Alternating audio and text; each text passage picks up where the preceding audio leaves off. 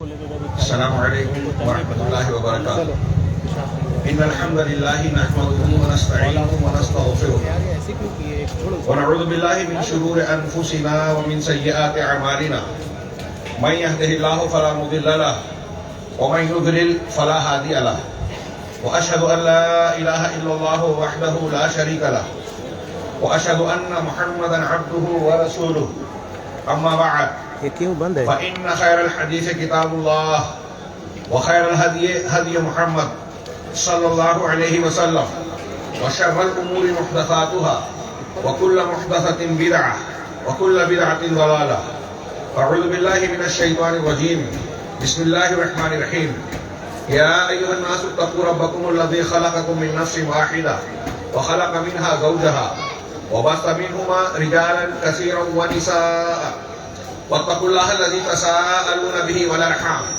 ان الله كان عليكم رقيبا يا ايها الناس اتقوا ربكم الذي خلقكم من نفس واحده وخلق منها زوجها وبث منهما رجالا كثيرا ونساء واتقوا الله الذي تساءلون به والارحام ان الله كان عليكم رقيبا يا ايها الذين امنوا اتقوا الله وقولوا قولا سديدا يصلح لكم اعمالكم ويغفر لكم ذنوبكم ومن يطع الله ورسوله فقد فاز فوزا عظيما قال الله تعالى في كلامه المجيد اعوذ بالله من الشيطان الرجيم بسم الله الرحمن الرحيم واطيعوا الله ورسوله ولا تنازعوا فتفشلوا وتذهب ريحكم واصبروا ان الله مع الصابرين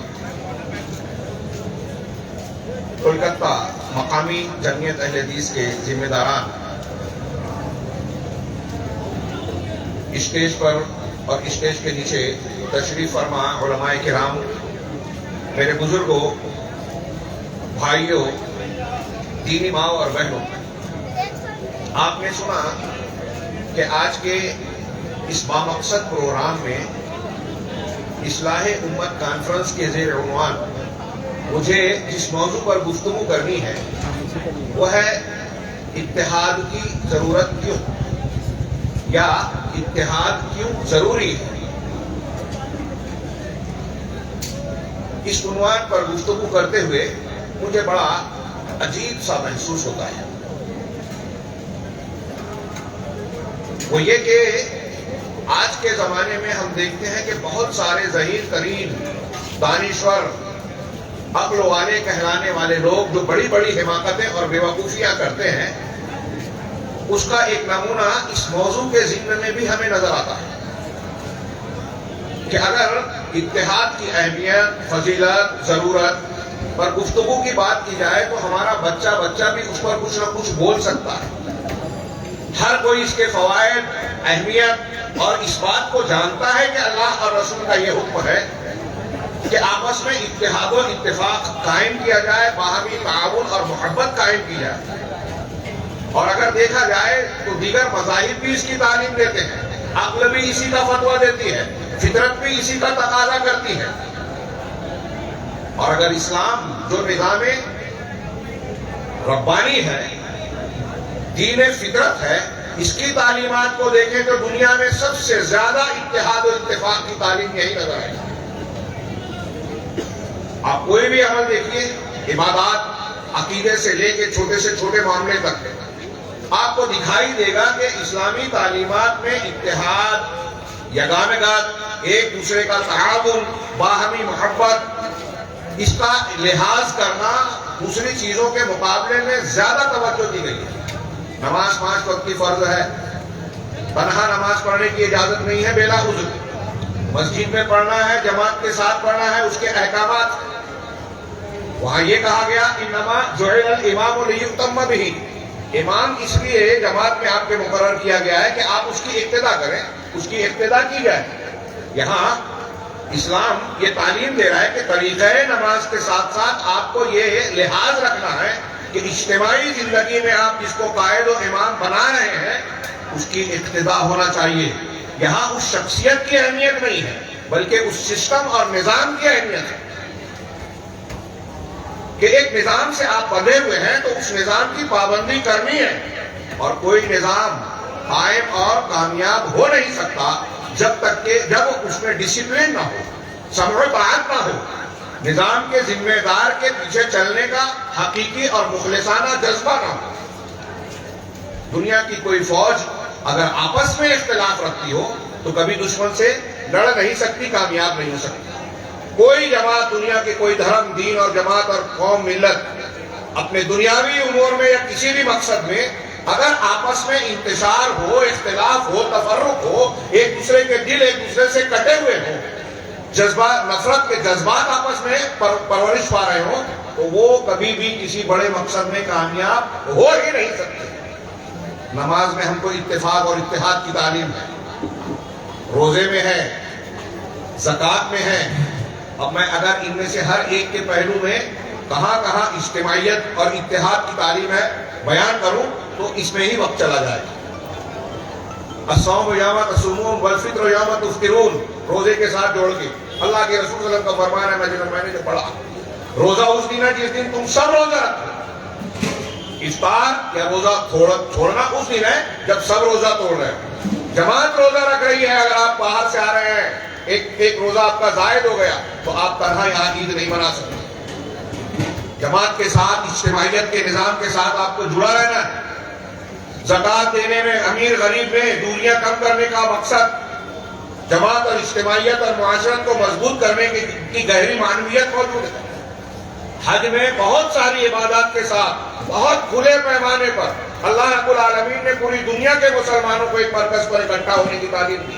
ایک لباس، زبان پر ایک ترانہ، اذکار اور سارے لوگوں کا ایک عمل، ایک جیسے دکھائی دینے والے، وہ کسی بھی رنگ کے ہوں، کسی بھی برادری کے ہوں، کسی بھی ملک کے ہوں، کوئی بھی زبان بولتے ہوں، لیکن سب کے سب لبیک اللہم لبیک کہتے ہوئے اکٹھا ہوتے ہیں، ہر عمل کو ایک ساتھ انجام دیتے ہیں۔ اجتماعیت اور اتحاد کی اس سے زیادہ واضح تعلیم اور کیا ہو سکتی ہے؟ سوال یا عنوان ہے اتحاد ضروری کیوں؟ تو اس کا مختصر سا جواب یہ ہے کہ اتحاد اس لیے ضروری ہے کہ یہ ہمارے پروردگار کا حکم ہے۔ اتحاد اس لیے ضروری ہے کہ یہ دین کی ایک بنیاد ہے۔ اتحاد کا اختیار کرنا اس لیے ضروری ہے کہ جناب محمد رسول اللہ صلی اللہ علیہ وسلم کی تعلیمات کا نچوڑ ہے۔ انفرادی طور سے انسان کی تعمیر توحید اور تقوی سے ہوتی ہے۔ آپ متقی اگر توحید نہیں ہے تو اچھے انسان اور کامل آدمی بن نہیں سکتے۔ اسی لیے ابھی جو آیتیں پڑھی گئی، یا ایھا الذین آمنوا اتقوا اللہ حق تقاتہ ولا تموتن الا وانتم مسلمون، اس کے بعد اللہ نے کہا واعتصموا بحبل اللہ جميعا ولا تفرقوا، پہلے تقوی، آپ کی انفرادی اصلاح ہو گئی، آپ کا اکیلے میں ٹھیک ٹھاک مسلمان ہو جانا، ذاتی طور سے نمازی بن جانا، روزہ رکھنا، صدقہ و خیرات کرنا کافی نہیں ہے۔ اب آپ کو مل جل کر اللہ کی رسی کو مضبوط پکڑنا ہے، مطلب اجتماعیت کا ایک حصہ بننا ہے۔ تقوی اور توحید کا لازمی تقاضا ہے کہ آپ جماعت المسلمین سے جڑ جائیں، اس کی عمارت کی ایک امت کی عمارت کی ایک اینٹ بن جائیں جو ایک دوسرے کو تقویت دیتے ہیں۔ واعتصموا بحبل اللہ جميعا، سب مل کر اللہ کی رسی کو مضبوطی سے پکڑ لو۔ یہ اللہ کا حکم ہے، رسول کا حکم ہے، عقل کا تقاضا ہے، فطرت کا تقاضا ہے۔ دنیا اور آخرت کے جتنے اصول ہیں اس کے مطابق ترقی کا راز اجتماعیت میں ہے۔ اجتماعیت میں قوت ہے، اجتماعیت میں غلبہ ہے، اجتماعیت میں برکت ہے، اجتماعیت میں اللہ تبارک و تعالیٰ کی مدد آتی ہے۔ اور جتنی میں نے فائدے بتائے اجتماعیت اور اتحاد کے، اس کے نہ ہونے سے یہ سارے فائدے جاتے ہیں اور آپس کے انتشار سے دنیا کے مفاسد پیدا ہوتے ہیں۔ اگر اسلامی تاریخ میں ہم غور کریں کہ مسلمانوں کو جہاں بدعقیدگی نے انفرادی طور سے سب سے زیادہ نقصان پہنچایا ہے، تو پوری اسلامی تاریخ میں مسلمانوں کی اجتماعیت کو یا امت کو سب سے زیادہ جس چیز نے نقصان پہنچایا ہے وہ آپس کا اختلاف ہے۔ اب یہ اختلاف بہت سارے قسموں کے ہوتے ہیں جو اتحاد کو توڑتے ہیں۔ ایک وہ ہے کہ ہم اس موضوع کو سنتے ہی جو ہمارے دماغ میں آتا ہے کہ مسلمانوں میں فرقہ واریت، مسالک کے اختلافات، یہ مسلک وہ مسلک یہ مسلک، جو نبی صلی اللہ علیہ وسلم نے صراط مستقیم دی ہے، اس صراط مستقیم سے جس نے تھوڑا سا انحراف کیا، الگ راستہ بنایا، نئے اصول اختیار کیے، بدعت ایجاد کی، وہ نیا راستہ نیا فرقہ بن گیا۔ ایک اختلاف یہ ہے شدت سے اس کی ممانعت میں قرآن کی آیتیں، بہت ساری حدیثیں موجود ہیں جسے ہم پیش نہیں کر سکتے مختصر سے وقت میں۔ ایک اختلاف سماج اور معاشرے میں ہوتا ہے، ایک اختلاف ایک نہیں کئی اختلافات ہوتے ہیں، گھر میں ہوتا ہے، میاں بیوی کے بیچ ہوتا ہے، مسلمانوں ہی کے دو گروہ میں ہوتا ہے، ایک ہی منہج اور ایک ہی جماعت کے ماننے والوں کے بیچ بہت سارے اختلافات ہوتے ہیں۔ اور آج تو ہمارا کوئی بھی اکائی، ایک مسجد کو لے لیں، ایک مدرسہ لے لیں، ایک محلہ لے لیں، کوئی جگہ یہاں تک کہ کوئی گھر نہیں ملے گا جہاں اختلاف نہ ہو۔ باپ بیٹے کا اختلاف، بھائی بھائی کا اختلاف، میاں بیوی کے اختلاف، برکتیں اڑا رکھی ہیں۔ اور ہر مقام پر جیسا کہ میں نے عرض کیا کہ دنیا میں اتحاد و اتفاق، باہمی تعاون، ایک دوسرے سے محبت اور ایک دوسرے کا تعاون کرنے کی تعلیم جتنی زیادہ مسلمانوں میں ہے، آج کے مسلمان ان تعلیمات سے اتنا ہی زیادہ دور ہے۔ ایک عرب عالم نے کہا، اکثر آپ نے سنا ہوگا یہ جملہ، کہ مسلمانوں کے بارے میں کہا کہ اتفقوا علی اللہ یتفقوا، مسلمانوں نے اس بات پر اتفاق کر لیا ہے کہ اتفاق نہیں کریں گے، اس بات میں متحد ہے کہ اتحاد نہیں ہونے دیں گے، اور اس کا فائدہ دوسری اقوام اختیار کرتی ہے۔ اگر تاریخ پڑھیں آپ قدم قدم پر، میں ایک جملہ صرف علامہ ابن تیمیہ کا بیان کروں کہ ابتدائی عہد میں خلفائے ثلاثہ حضرت سیدنا ابوبکر صدیق، عمر فاروق، عثمان غنی کے زمانے میں مسلمانوں میں نسبتاً اتحاد تھا پورا کا پورا، جیسے پہلا دور، اس کے بعد اس سے بہتر، اس سے تھوڑا کم، اس سے کم۔ حضرت علی رضی اللہ تعالیٰ عنہ کے دور میں مسلمانوں میں افتراق آ گیا، تو ایسے مقاموں کے پر خارجیوں کو خروج کرنے کا موقع ملا، مسلمانوں میں ایک دوسرے کے خلاف بدزن کیا، ایک دوسرے کے خلاف تلواریں نکلی، اور دوسروں کے مقابلے میں خود اندر سے زیادہ نقصان پہنچا۔ بیرونی دشمنوں کو جب مایوسی ہو گئی کہ ان سے لڑا نہیں جا سکتا، ان کو زیر نہیں کیا جا سکتا، ہتھیاروں کی جنگ میں مسلمان شکست تو کھا سکتے ہیں، لیکن تاریخ میں کبھی بھی فکر کی جنگ میں، ثقافت کی جنگ میں، مذہب کی جنگ میں نہ اسلام نے کبھی شکست کھائی ہے نہ کھا سکے گا۔ کہ ہمارے اگر غیر مسلم بھائی سنیں تو غور کریں کہ اسلامی تہذیب، تعلیمات، مذہبیت، فکر ناقابل تسخیر اور ناقابل شکست ہے، مسلمان کمزور ہے، اس لیے کہ اسلام نے جو مسلمانوں کو تعلیم دی وہ اس پر عمل پیرا نہیں ہے۔ چنانچہ میں عرض کر رہا تھا کہ وہ فتنے اٹھے اور کیا کیا پھر اس سے گل کھلے، خود مسلمانوں کو کافر قرار دیا گیا۔ حضرت علی رضی اللہ تعالیٰ عنہ جیسے عشرہ مبشرہ اہل بیت کے فردوں کو مسلمان کہلانے والے اسلام کے نام پر قتل اور شہید کرتے ہیں۔ عبدالرحمن ابن ملجم، یہ اختلاف کا نتیجہ تھا۔ وہ کربلا کا واقعہ ہو، مسلمانوں کے جنگ جمل، جنگ صفین ہو، بغداد کا سانحہ ہو جس میں کم سے کم مختلف روایت کے اندر 9 لاکھ مسلمانوں کو قتل کیا گیا، اور دوسرے بڑے بڑے سانحات ہو، ان سب کے پیچھے سب سے بڑی وجہ اختلاف، اتحاد کا فقدان۔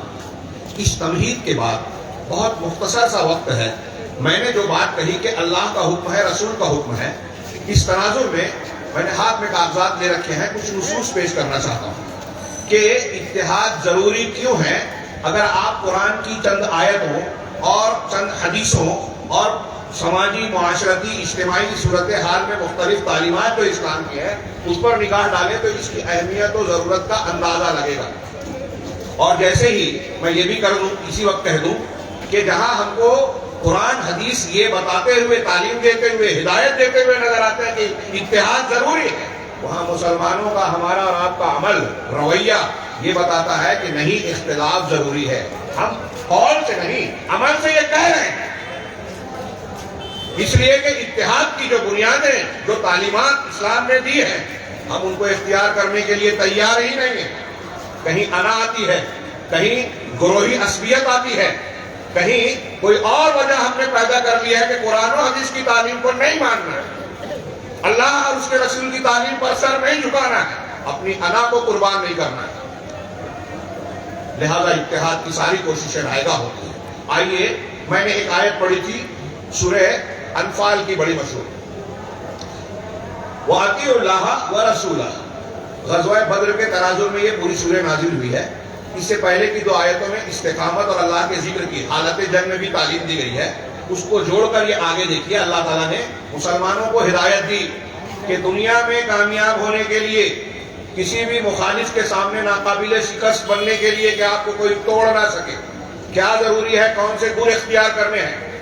وَأَطِيعُوا اللَّهَ وَرَسُولَهُ، اللہ نے فرمایا کہ اللہ کی اور اس کے رسول کی اطاعت کیجئے، آپ کریں، اللہ کی اطاعت کرو اور رسول کی، یہ ایک موٹا سا اصول ہے، ضابطہ ہے، اسی کی بنیاد پر زندگی کا ہر گوشہ ہمارا سدھار اور سنوار کا شکار ہوگا، آراستہ ہوگا، اس میں سدھار آئے گا، مضبوطی آئے گی، نظم و ضبط اور ڈسپلن آئے گا، اللہ کی برکت اور رحمت آئے گی۔ کیا ایک بنیاد، اللہ کی اطاعت، رسول کی اطاعت۔ آپ یہ مانتے سب ہیں، یہ پہلا جملہ اگر یہی صحیح ٹھیک ٹھاک سے قبول کر لیا جائے تو اگلا مرحلہ اتحاد و اتفاق کو اختیار کرنا اور اختلاف اور انتشار کا خاتمہ کرنا آسان ہو جائے گا۔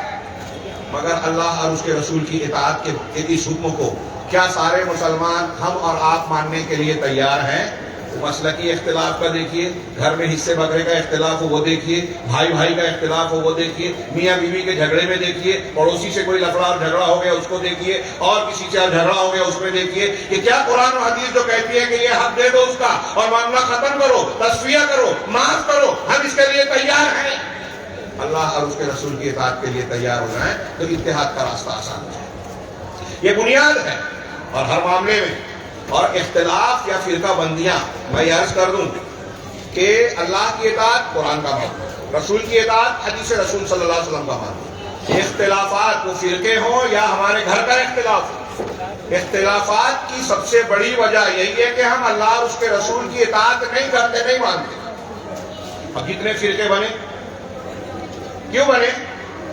اللہ اور اس کے رسول کی متعین کی ہوئے راستے کو جو صحابہ کرام نے اختیار کیا، منہج، مسلک، عقیدہ، دین کا طریقہ، راستہ، اصول، ضابطہ، اگر وہی طریقہ اختیار کر لیں تو اختلاف رہے گا کیا؟ اللہ کے رسول صلی اللہ علیہ وسلم نے اس کو کہا الجماعہ، 73 فرقے ہوں گے، ایک جنت میں جائے گا، جنت میں جانے کے لائق، باقی سب جہنم میں، اور جو ایک ہوگا وہی الجماعہ ہے، اتحاد کا علمبردار گروہ ہے۔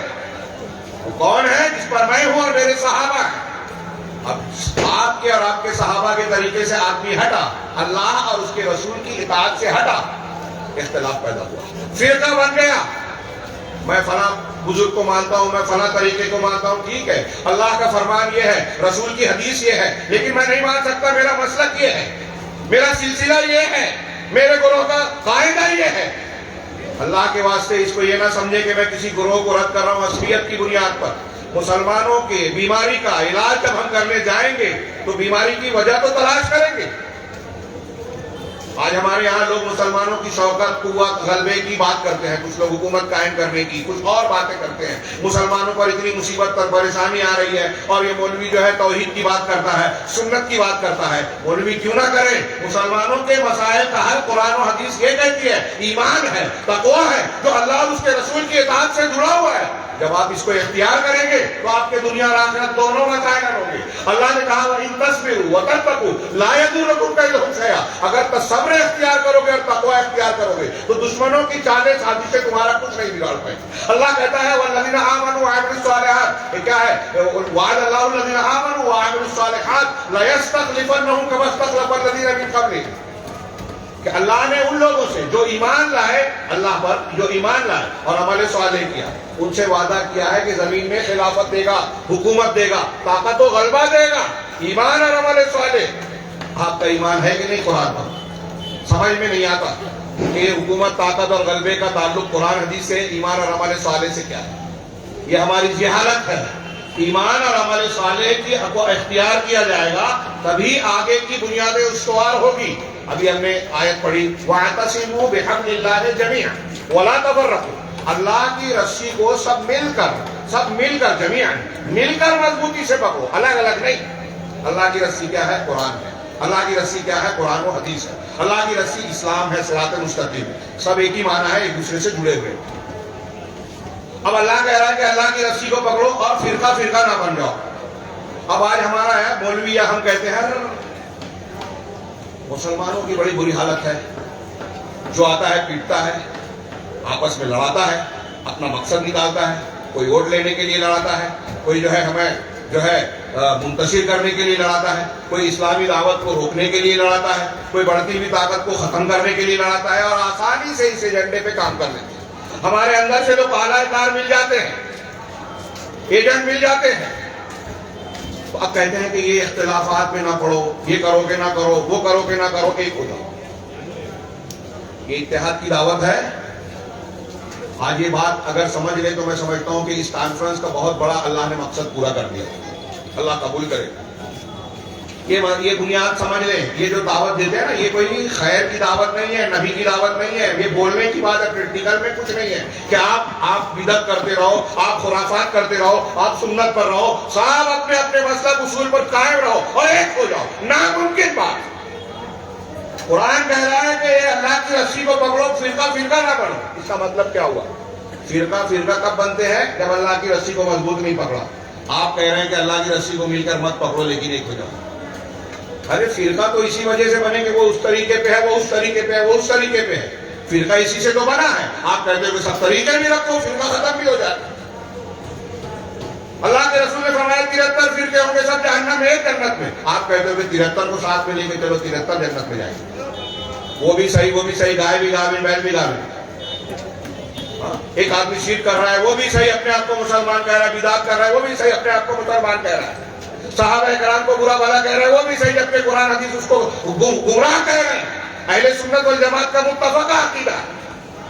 تو اب حدیثوں کا انکار کرنے والا جو کفر اختیار کر رہا ہے، قادیانیت اختیار کرنے والا، اللہ کے اسماء و صفات کا رد کرنے والا، بدعت و خرافات کو اختیار کرنے والا، سب مل جائیں، ایک ہو جائیں۔ یہ قرآن کی تعلیم کے خلاف ہے۔ اطیعوا اللہ اطیعوا الرسول چھوڑ دیا آپ نے، اگلا جملہ کیسے کیا؟ واعتصموا بحبل اللہ جميعا۔ یہ جملہ دھیان رکھیں میں جو کہہ رہا ہوں کہ فرقہ فرقہ نہ بنو۔ آپ کہتے ہیں کہ مسلمانوں کو قوت کی ضرورت ہے تو جھگڑا مت کرو، میلاد پڑھو کہ نہ کرو، فاتحہ پڑھو کہ نہ پڑھو، شرک کرو کہ نہ کرو، ایک ہو جاؤ، ناممکن۔ اس کا مطلب یہ ہو کہ آپ یہ کہہ رہے ہیں کہ اللہ کی رسی کو پکڑو کہ نہ پکڑو، ایک ہو جاؤ۔ تو قرآن کہہ رہا ہے جب اللہ کی رسی آپ پکڑیں گے تب ایک ہوں گے۔ اللہ کے رسول صلی اللہ علیہ وسلم نے فرمایا تھا اپنی آخری وصیت میں، ترکت فیکم امرین لن تضلوا ما ان تمسکتم بہما۔ میں تمہارے درمیان دو چیزیں چھوڑے جا رہا ہوں، جب تک ان دونوں کو مضبوط پکڑے رہو گے کبھی گمراہی کا شکار نہیں ہوگے۔ اس کا الٹا معنی کیا ہوا کہ ان دونوں کو مضبوط نہیں پکڑے تو گمراہی آئے گی۔ اب آپ کہہ رہے ہو کہ قرآن حدیث کی تعلیمات پہ عمل نہ بھی کرو تو بھی چلے گا، اتحاد کرو، ایسے ہوگا اتحاد۔ وَأَطِیعُوا اللَّهَ وَرَسُولَهُ، یہ بنیاد پہلے سمجھیں۔ اللہ اور اس کے رسول کی اطاعت، جب اللہ کی اطاعت ہوگی تو توحید ہوگی، قرآن کی تعلیم پہ عمل ہوگا۔ رسول کی توحید کی تعلیمات کی اطاعت ہوگی تو سنت پر عمل ہوگا، بدعت سے اجتناب ہوگا۔ اور جب سنت پر عمل ہوگا، بدعت ختم ہوگی، توحید ہوگی، شرک نہیں ہوگا، تو اتحاد ہوگا۔ وَاعْتَصِمُوا بِحَبْلِ اللَّهِ جَمِيعًا وَلَا تَفَرَّقُوا۔ اور قرآن میں اتحاد کی تعلیم پر بہت سی آیتیں ہیں۔ اللہ نے فرمایا ان الذین فرقوا دینہم وکانوا شیعا لست منہم فی شیء۔ جن لوگوں نے اپنے دین کو ٹکڑے ٹکڑے کر دیے، فرقے فرقے میں بانٹ دیا، اور وہ گروہوں میں بڑھ گئے، لست منہم فی شیء، آپ کا ان سے کچھ بھی تعلق نہیں۔ آپ کہہ رہے سب مل جاؤ، اللہ کہہ رہے تعلق نہیں، نبی کو کہہ رہا ہے فرقہ بنایا تو آپ کا تعلق نہیں کیونکہ وہ آپ کے راستے سے ہٹ گئے۔ اور آج کا مسلمان دانشور کہتا ہے کہ مسلمانوں کی فلاح کے لیے، کامیابی کے لیے، غلبے کے لیے، مسائل کو حل کرنے کے لیے، دشمنوں کی چالوں کو بیکار اور ان کے منصوبوں کو ناکام بنانے کے لیے اتحاد ضروری ہے۔ تو اب آپ شرک کرو کہ نہ کرو، توحید پہ زور مت دو، سنت پہ زور مت دو، ایک ہو جاؤ۔ اللہ کہہ رہا ہے کہ جو فرقہ بن گیا، اے رسول آپ کو اس سے تعلق ہی نہیں ہے، اتحاد کرنے کا سوال کہاں ہے؟ کس بنیاد پر اتحاد ہوگا؟ اللہ اور اس کے رسول کی اطاعت پر، توحید اور سنت پر۔ جو دنیا کا ہر مسلمان مانتا ہے کہ میں اللہ کو مانتا ہوں، رسول کو مانتا ہوں، جو کہے کہ میں نہیں مانتا مسلمان کہاں رہے گا؟ اب اللہ اور رسول کو کیسے مانتے ہیں؟ جیسے سیدنا ابوبکر صدیق نے مانا، جیسے عمر فاروق نے مانا، جیسے عثمان غنی نے مانا، جیسے تمام صحابہ نے مانا، ویسے ماننا، تب اتحاد ہوگا۔ انہوں نے اللہ اور رسول کی اطاعت کی تو کیسے بن گئے؟ بنیاد مرصوص، شیشہ پلائے ہوئی مضبوط دیوار۔ اللہ نے ایک جگہ فرمایا کہ وَأَنَّ هَذَا صِرَاطِي مُسْتَقِيمًا، یہ میرا سیدھا راستہ ہے، فَاتَّبِعُوهُ، اسی ایک راستے کی اتباع کرو۔ واحد کی ضمیر ہے، کئی راستے نہیں ہیں کہ یہ بھی صحیح اور وہ بھی صحیح۔ کہ ہمارے ہاں دنیا میں میں بہت کھل کے کہہ رہا ہوں، غیر مسلم بھائی سن رہے ہیں تو وہ بھی سن لیں، جو بولا جاتا ہے کہ دنیا کے سارے دھرم سچے اچھے ہیں، غلط بات۔ ہم کو دیکھنا ہوگا کہ اس کائنات کا رچنے والا بنانے والا جو ہے، اس نے جو بنایا وہ ہم سے کیا چاہتا ہے، وہ کس دین دھرم کو پسند کرتا ہے۔ سچا دین وہی ہے جو اس نے دیا، اس نے پیدا کیا یہ کائنات کا، اس جگت کا نظام وہ چلا رہا ہے، سسٹم اس نے بنایا، تو مذہب بھی دین بھی وہی بنائے گا، وہی دے گا، اور جو اس کا دیا ہوا ہے وہی سچا دین ہے۔ اور وہ یہ کہہ رہا ہے، اس کی کتاب میں کہہ رہا ہے، یہ کتاب چیلنج کرتی ہے، یہ سچی ہے اچھی ہے۔ غیر مسلم بھائیوں سے کہہ رہا ہوں، اگر آپ کو اس میں شک ہے تو چیک کر لو، غور کر لو، سچ اور جھوٹ کے ناپنے کے جتنے پیمانے ہیں، سائنٹیفک غیر سائنٹیفک، وہ سب جانچ لو، پرکھ لو، تم کو نظر آئے گا کہ یہ قرآن اللہ کی سچی کتاب ہے۔ وہ یہ کہہ رہی ہے کہ اگر جنت میں جانا ہے، سورگ حاصل کرنا ہے، دنیا کے نرک سے، جہنم سے، اور آخرت کے نرک اور جہنم سے بچنا ہے، بھیانک آگ اور عذاب سے بچنا ہے، تو اس کا ایک ہی طریقہ ہے، میرا یہ صراط مستقیم ہے، اسی کی اتباع کرو۔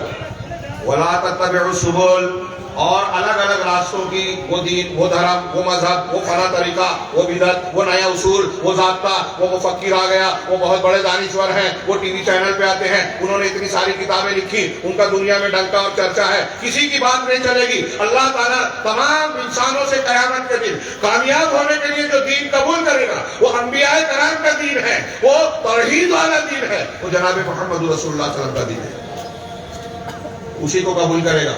اس کا سودا کر کے اتحاد ہو ہی نہیں سکتا۔ اللہ کہہ رہا ہے اگر آپ نے اس کا سودا کیا، اس راستے کو چھوڑا، یہاں سے ہٹے، وَلَا تَتَّبِعُوا السُّبُلَ فَتَفَرَّقَ بِكُمْ عَنْ سَبِيلِهِ، اگر اللہ کے صراط مستقیم سے ہٹ کر دوسرے راستوں کی آپ نے پیروی کی تو وہ تم کو سیدھے راستے سے بھٹکا دیں گے، ہٹا دیں گے۔ اللہ نے فرمایا إِنَّ هَذِهِ أُمَّتَكُمْ أُمَّةً وَاحِدَةً وَأَنَا رَبُّكُمْ فَاعْبُدُونِ، یہ تمہاری امت ایک امت ہے، ایک جماعت اور ایک امت، اور میں تمہارا پروردگار ہوں۔ جب پروردگار رب ہے، اس کا دیا ہوا دین مان رہے ہیں، اس نے جو حلال بتایا وہ حلال، اس نے جو حرام بتایا وہ حرام، اس نے جو عبادت اور عقیدہ بتایا وہی قبول کرنا ہے، اس نے جو زندگی کا اصول ضابطہ بتایا وہی ہمارے لیے دین ہے، اصول ہے، تو پھر ہم تو ایک ہی ہوں گے نا۔ لیکن اللہ کے دین، اللہ کی شریعت سے ہٹ کر ہم کہتے ہیں فلاں بزرگ، فلاں صاحب، فلاں اصول، فلاں ضابطہ، ہم اس کو ماننے والے ہیں، اللہ کو بھی مان رہے ہیں، رسول کو بھی مان رہے ہیں، لیکن فلاں بزرگ کو ہم سے زیادہ سمجھتا تھا تو اس سے ہٹ کر ہم نے یہ مان لیا، اب رسول سے زیادہ ان کو سمجھ گیا، تو آپ نے جب ان کو مان لیا تو اللہ کے راستے سے آپ ہٹ گئے۔ وہ چاہے صحیح اچھے آدمی ہوں، ان سے غلطیاں ہو سکتی ہے۔ اللہ تعالیٰ نے یہ بات میں بیچ میں بول دوں کہ اللہ کے رسول صلی اللہ علیہ وسلم اس کائنات کی اب واحد شخصیت ہے کہ دنیا کا کوئی بھی انسان ہے، اگر اللہ کے یہاں کامیاب ہونا چاہتا ہے، اس دنیا کے بعد سورگ چاہتا ہے، جہنم اور نرک سے بچنا چاہتا ہے، تو اسے رسول اللہ محمد صلی اللہ علیہ وسلم پر ایمان لانا، آپ کی دین اور شریعت پر عمل کرنا لازم ہے، اس کے بغیر کوئی کامیاب ہو ہی نہیں سکتا۔ یہ اللہ تعالیٰ نے یہ دیا، اعلان کیا ہے، لَقَدْ كَانَ لَكُمْ فِي رَسُولِ اللَّهِ أُسْوَةٌ حَسَنَةٌ، تمہارے لیے رسول کی ذات میں بہترین نمونہ ہے۔ وَمَا آتَاكُمُ الرَّسُولُ فَخُذُوهُ وَمَا نَهَاكُمْ عَنْهُ فَانْتَهُوا، یہ دماغ میں رکھیے، ہندوستان میں اس سبق کو پڑھائیے، یہ بنیادی سبق آپ نے بہت مرتبہ سنا ہے لیکن لوگ سمجھنے کو تیار نہیں ہیں۔ دنیا کے کسی اور انسان کے لیے اب یہ حکم نہیں ہے کہ جو موسیٰ دے دیں، عیسیٰ دے دیں، جو فلاں امام دے دیں، فلاں بزرگ دے دیں، فلاں پیر صاحب دے دیں، وہ لے لو اور جس سے منع کر دے رک جاؤ، کوئی نہیں ہے ایسا سوائے محمد رسول اللہ صلی اللہ علیہ وسلم کے۔ کوئی کتنا بھی اونچا ہو سکتا ہے، ہوا میں اڑے، پانی پہ چلے، بہت سی کرامتوں کا مظاہرہ کرے، محمد رسول اللہ صلی اللہ علیہ وسلم کا یہ جو مقام ہے، مقام اتباع، آپ کی دی ہوئی تعلیمات کو لازماً قبول کرنا، اس یہ مقام کسی کو، اور یہ ہم نے سمجھ لیا تو سمجھ لیجئے کہ اتحاد کا راستہ پا لیا، نجات کا راستہ پا لیا، دنیا میں بھی آخرت میں بھی۔ مسلمانوں کا دنیا اور آخرت میں کامیابی ممکن نہیں ہے اجتماعی طور پر، سارے فائدوں کی بنیاد توحید رب اور توحید صف ہے، اتحاد۔ اب دوسری، یہ میں ابھی آگے ادھوری تعلیم تھی، اس آیت کو دوسری آیتوں سے جوڑ کر بیان کر رہا تھا کہ اللہ تعالیٰ نے فرمایا کہ اللہ کی اطاعت کرو اور رسول کی اطاعت کرو، آگے فرمایا وَلَا تَنَازَعُوا، اور آپس میں جھگڑا نہ کرو، نزاع نہ کرو۔ یہاں سیاق سے بھی غور کیجئے کہ جب اللہ کی اطاعت ہوگی، رسول کی اطاعت ہوگی تو جھگڑا نہیں ہوگا۔ اگر جھگڑا ہو گیا سمجھنے کا، فہم کا، تو یہ اختلاف رائے ہوگا، یہ مذموم اور برا اختلاف نہیں ہوگا۔ ایک ہوتا ہے اتفاق، ایک ہوتا ہے اتحاد۔ اتفاق یہ کہ ہم ہر بات میں ایک دوسرے کے موافق ہو جائیں گے، اتحاد یہ ہے کہ کچھ رائے کا اختلاف بھی ہو پھر بھی ہم ایک ساتھ رہیں، ایک دوسرے کا تعاون کریں، محبت کریں. تو اب اللہ اور اس کے رسول کی اطاعت کے فوراً بعد اللہ نے اس آیت میں کہا وَلَا تَنَازَعُوا کہ نزاع نہ کرو. اگر نزاع ہو گیا تو کیا کرنا ہے؟ قرآن کی دوسری آیت سورہ نساء کی بہت مشہور ہے، آپ بہت سنتے ہیں، سب کو یاد ہوگی. اللہ نے فرمایا یا ایھا الذین آمنوا اطیعوا اللہ واطیعوا الرسول واولی الامر منکم، اے ایمان والو اللہ کی اطاعت کرو، اللہ کی اطاعت کرو اور رسول کی اطاعت کرو، یعنی قرآن مانو، حدیث مانو. اور تیسری چیز واولی الامر منکم، یہاں اطیعوا نہیں کہا، دو اطاعتوں کو مستقل کہا، اطیعوا اللہ اطیعوا الرسول. اب تیسری مرتبہ اطیعوا نہیں کہا اولی الامر منکم، تم میں جو اولو الامر ہیں، حکام ہیں، جو تمہارے حاکم ہیں ان کی بات مانو، جو تمہارے علماء ربانیین ہیں ان کی بات مانو. علماء کی اور حکام کی اہمیت معلوم سب و طاعت کی وجہ سے. اگر اجتماعیت ہے تو اجتماعی نظام ہے، ان کی بات ماننا ہے. دو اللہ کی اطاعت، رسول کی اطاعت اور اولو الامر کی بات ماننا. یہاں اطیعوا نہیں ہے، اس کا مطلب یہ کہ اولو الامر کی بات اتنی ہی مانی جائے گی جو اللہ اور اس کے رسول کی اطاعت کے دائرے میں. آگے اللہ نے کیا فرمایا فَإِن تَنَازَعْتُمْ فِي شَيْءٍ فَرُدُّوهُ إِلَى اللَّهِ وَالرَّسُولِ، اگر کسی معاملے میں تمہارا نزاع اور جھگڑا ہو جائے، آپس کا اختلاف ہو جائے تو کیا کرنا ہے؟ اب اختلاف کس سے ہوگا؟ اللہ سے ہوگا. آیت میں 3 اطاعتیں ہیں نا، اللہ، رسول اور اولو الامر. اللہ سے اختلاف کرنے کی گنجائش ہے کیا؟ کہ ہم قرآن نہیں مانتے، سمجھ میں نہیں آتا، یہ میری عقل میں نہیں آتی بات، یہ قرآن کی آیت نہیں سمجھ میں آتی، وہ معجزہ سمجھ میں نہیں آتا، تقدیر سمجھ میں نہیں آتی. کیا اللہ سے اختلاف؟ اللہ سے اختلاف کر کے کسی چیز کو رد کیا کفر ہو جائے گا. ہاں، رسول سے اختلاف کرنا جائز ہوگا؟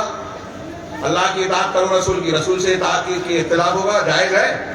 اللہ کے رسول کی حدیث آنے کے بعد کوئی مسلمان ثابت ہو جاتا ہے کہ میں یہ حدیث نہیں سمجھ میں آتی، نہیں مانوں گا، کیا ہوگا؟ واضح طور سے کفر ہوگا. اختلاف کس سے ہوگا؟ اولو الامر سے ہوگا، کہ ان کو قرآن و حدیث کے سمجھنے میں یا دوسروں کے سمجھنے میں فرق ہو گیا. اب اختلاف ہو گیا، وہ ایک معنی بیان کر رہے ہیں، ہم ایک معنی بیان کر رہے ہیں اور علماء بیان کر رہے ہیں. تو اب یہ بولیں گے کہ ٹھیک ہے اختلاف ہے تو اب وہ تم بھی صحیح میں بھی صحیح. ایک آدمی امام کے پیچھے سورہ فاتحہ پڑھے بھی تو بھی نماز جائے گی، نہ پڑھے تو بھی نماز جائے گی، دو اماموں کے فتوے کے مطابق دونوں صحیح ہو سکتا ہے. اختلاف تنوع اہل علم موجود ہے، اس کی تشریح کا موقع نہیں. اگر ایک ایسا اختلاف ہے کہ ایک قسم اور دوسری قسم اور تیسری قسم کوئی بیان کر رہا ہے تو وہ جائز ہے، اس کی گنجائش ہے. اختلاف تضاد، زید والا اختلاف نہیں کرے. یہ بھی صحیح، یہ گناہ کبیرہ بھی اور نیکی بھی ہو، ایسا ہو سکتا ہے. ایک ہی وقت میں ایک حرام بھی ہو اور فرض بھی ہو سکتا ہے، کیا نہیں ہو سکتا؟ تو اب کہہ رہے ہیں کہ یہ بھی صحیح اور وہ بھی صحیح. اللہ کہہ رہا ہے اختلاف کا حل قرآن کہہ رہا ہے، اختلافات کا حل قرآن نے بتایا، ہم ماننے کو تیار نہیں ہیں. کہ اگر اختلاف ہو جائے فردوہ الی اللہ والرسول، تو اسے لوٹاؤ، کدھر لوٹاؤ؟ اللہ کی طرف. اللہ سے مطلب قرآن، اللہ کا کلام، رسول کی طرف یعنی حدیث کی طرف. اللہ کا یہ حکم دینا خود اس بات کی دلیل ہے کہ ہمارے اختلافات کا حل قرآن حدیث میں ہے. اب کوئی کہتا ہے کہ اختلافات کا حل ہی نہیں ہے تو کوئی اللہ کی اس بات کو غلط. اگر حل نہیں ہے تو اللہ یہ کہتا کہ اپنا اختلاف حل کرنے کے لیے قرآن حدیث کی طرف رجوع کرو. ان کنتم تؤمنون باللہ والیوم الآخر، اگر تم اللہ اور آخرت کے دن پر ایمان لاتے ہو تو ایسا کرنا ہوگا. اب آپ دیکھیے، میں اس آیت کو جو ابھی ولا تنازعوا، نزاع نہ کرو، اور نزاع ہو جائے تو کیا کرنا ہے؟ اللہ اور اس کے رسول کی طرف لوٹا ہے. آپ دیکھیے اللہ کے رسول صلی اللہ علیہ وسلم کے عہد مبارک میں، صحابہ کے عہد مبارک میں اختلافات ہوئے. اللہ کے نبی صلی اللہ علیہ وسلم کی وفات ہوئی. پہلا اختلاف کہاں دفن کیا جائے؟ پہلا اختلاف اس سے بھی پہلے کہ انصار میں سے امیر بنیں گے مسلمانوں کا امیر المومنین خلیفہ یا مہاجرین میں سے. اللہ کے رسول اللہ کی حدیث پیش کی گئی، قعیم بن ابو سعیدہ نے پیش کیا کہ میں نے رسول اللہ صلی اللہ علیہ وسلم کو فرماتے. اختلاف ہوا، انصار نے کہا ہمارا امیر ہوگا، مہاجرین نے کہا ہمارا ہوگا. اللہ کے رسول کی حدیث پیش کی ایک صحابی نے، کیا آپ نے فرمایا الائمۃ من قریش، کہ امام قریش سے ہوں گے. اختلاف ختم.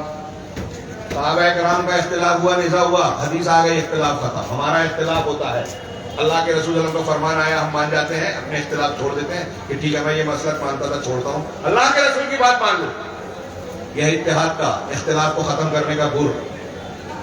دوسرا اختلاف رسول اللہ صلی اللہ علیہ وسلم کی تدفین کہاں کی جائے. حدیث آئی کہ انبیاء کرام جہاں وفات پاتے ہیں وہیں ان کی تدفین ہوتی ہے. اختلاف ختم. ایسے آپ دیکھتے جائیے. پھر بعد میں صحابہ کرام کے زمانے میں وراثت کا معاملہ آیا تو شیعہ حضرات بہت اس کو ابھارتے ہیں, کہتے فاطمہ نے کہا, نبی کریم صلی اللہ علیہ وسلم کی حدیث سنائے وقت کہ تم میرے لیے بہت محبوب ہو, اللہ کے رسول صلی اللہ علیہ وسلم کی لخت جگر ہو, جو چاہتی ہو میں دینے کو تیار ہوں اپنی جانب سے. لیکن اللہ کے رسول صلی اللہ علیہ وسلم کے بارے میں ان کے ترکے میں نہیں ملے گا, کیونکہ آپ نے فرمایا کہ ہم انبیاء کی جماعت ہیں, ہم جو بھی چھوڑتے ہیں وہ ترکہ ہوتا ہے, وہ صدقہ ہوتا ہے.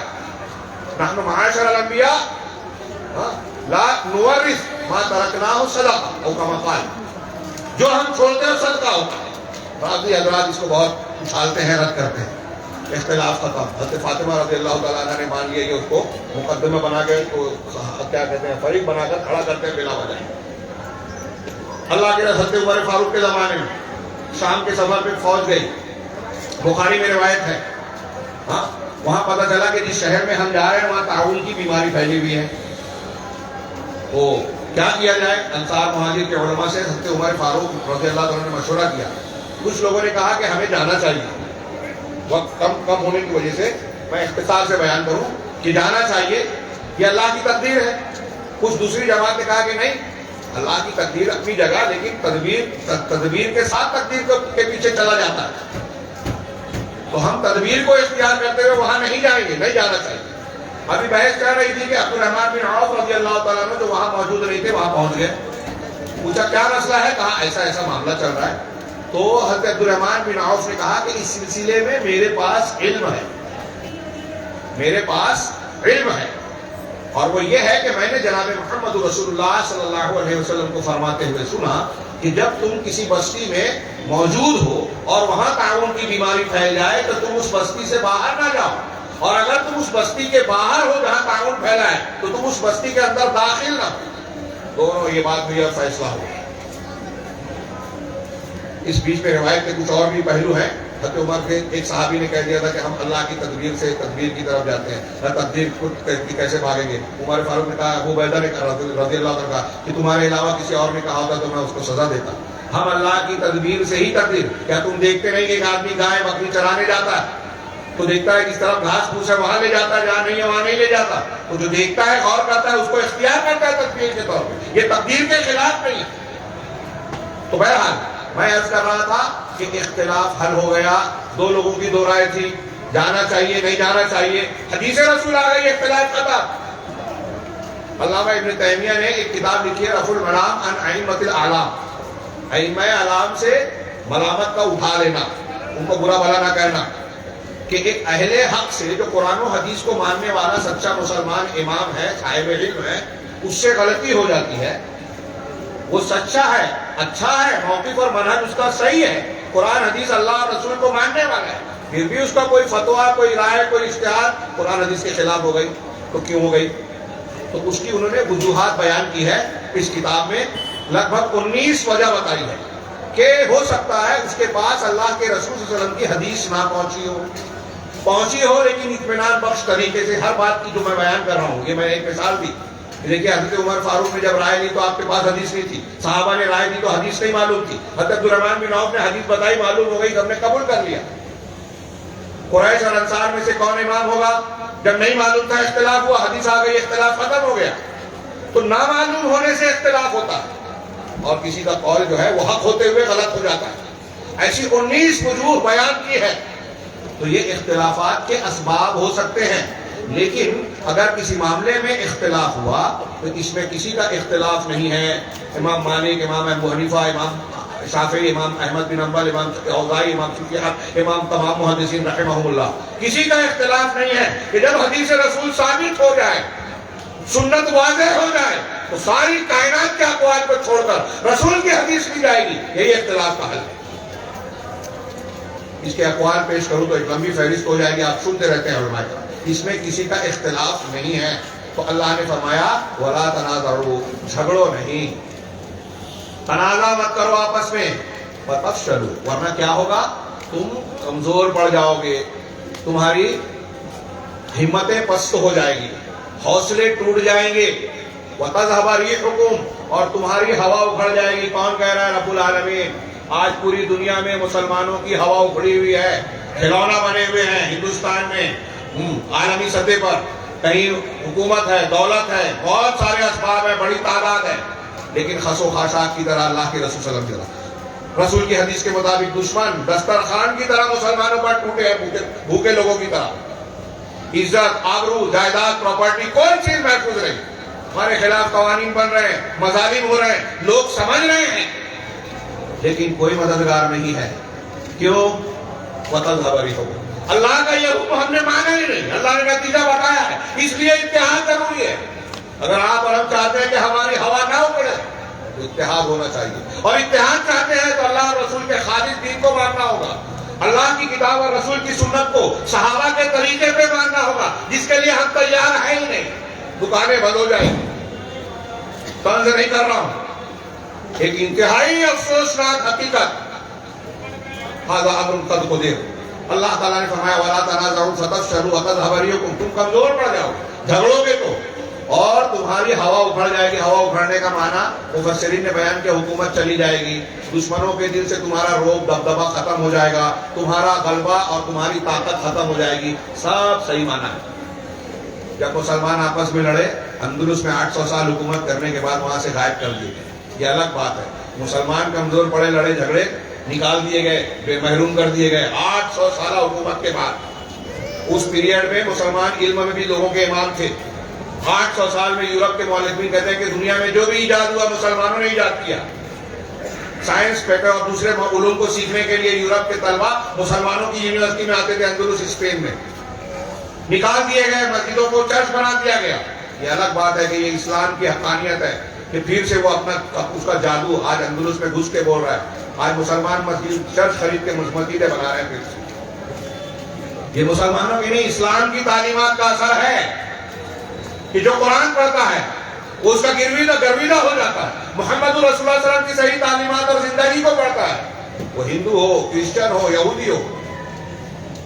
جب پروپیگنڈا سنتا ہے تو مسلمانوں سے نفرت کرتا ہے، لیکن اسلام کو پڑھتا ہے تو ماننے پہ مجبور ہوتا ہے کہ اس سے سچا، اس سے اچھا دین تو ہو ہی نہیں سکتا۔ یہ وہ پڑھتے ہیں تو مانتے ہیں، ہم جانتے ہیں، قبول کرتے ہیں، لیکن اس کی تعلیمات پر عمل کرنے کے لیے تیار نہیں۔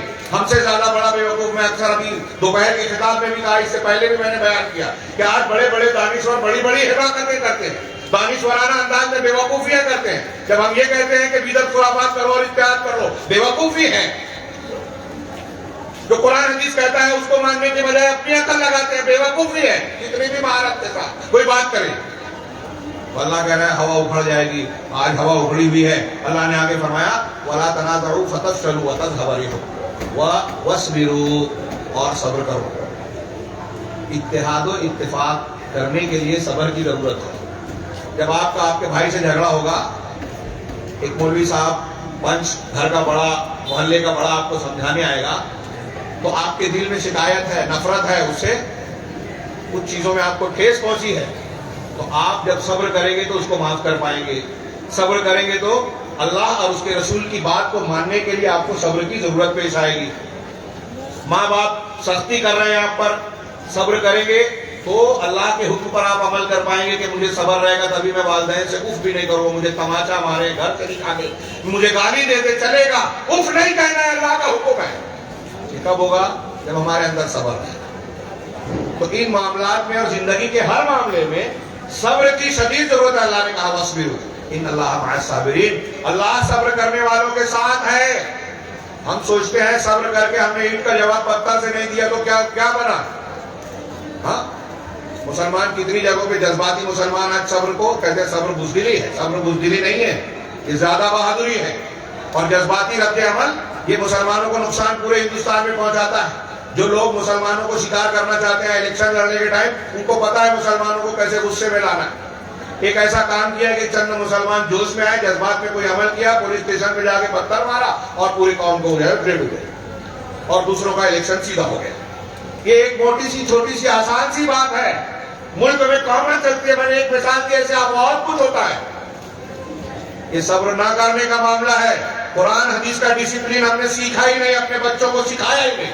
یہ بہادری نہیں ہے کہ ہم ایسا عمل کرتے ہیں جس سے اپنے آپ کو، اپنی قوم کو نقصان پہنچاتے ہیں۔ صبر بہادری ہے کہ اپنے آپ پر کنٹرول کرنا، صحیح وقت پر صحیح قدم کے لیے کا انتظار کرنا، صحیح وقت کا انتظار کرنا، یہ ہے۔ یہ اتحاد اور کی اہمیت اور ضرورت کو میں نے اختصار کے ساتھ چند آیتوں کی روشنی میں بنایا۔ اب اس کی ضرورت کا ایک پہلو یہ دیکھیے کہ اتحاد کے خلاف اختلاف، بغض و عناد جو پیدا ہوتا ہے، اس سلسلے میں قرآن و حدیث کے بعض نصوص اور تعلیمات کو میں سرسری طور سے پیش کرنا چاہتا ہوں۔ اللہ تبارک و تعالیٰ نے جہاں شراب جوئے کی حرمت کو بیان کیا، اس کے بعد والی آیت میں فرمایا قرآن مجید میں سورہ مائدہ میں کہ انما یرید الشیطان ان یوقع بینکم العداوۃ والبغضاء فی الخمر والمیسر ویصدکم عن ذکر اللہ۔ اللہ نے شراب اور جوئے کی حرمت کو بیان کرنے کے بعد کہا کہ یقیناً شیطان یہ چاہتا ہے۔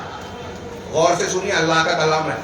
علامہ ابن تیمیہ نے کہا کہ یہاں اللہ نے کہا شیطان چاہتا ہے، یہ نہیں کہا انسان چاہتا ہے۔ کیا چاہتا ہے شیطان؟ ان یوقع بینکم العداوۃ والبغضاء، کہ تمہارے درمیان دلوں میں آپس میں دشمنی اور نفرت پیدا کرے۔